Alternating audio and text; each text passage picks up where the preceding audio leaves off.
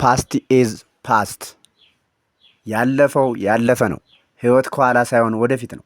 እንደ ኔልሰን ማንዴላ ብንፈልግ እድገት ማለት ያለፈውን ማረም አይደለም፣ መማርና መቆጣጠር ነው።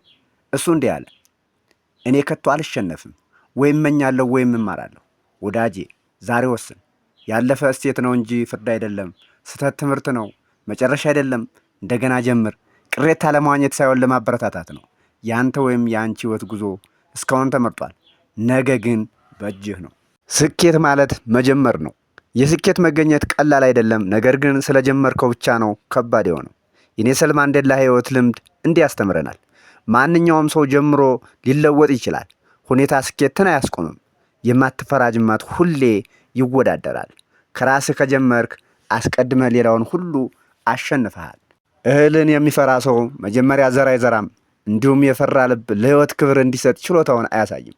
ነገር ግን እውነተኛው ጀግና ፍርሃቱን የሸፈነ ሰው ነው።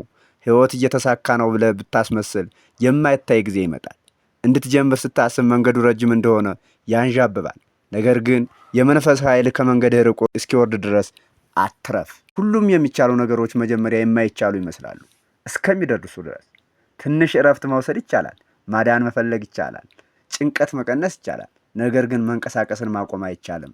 ለህይወትህ ራስህ ስታመን ብቻ ትለወጣለህ። መከራ ሊያቆምህ ይችላል። ነገር ግን ሊያቆምህ የሚገባ መከራ አይደለም። አንተ ራስህ ብቻ መከራን ታቆማለህ። አንተ ታላቅ ተልዕኮ ያለ ሰው ነህ።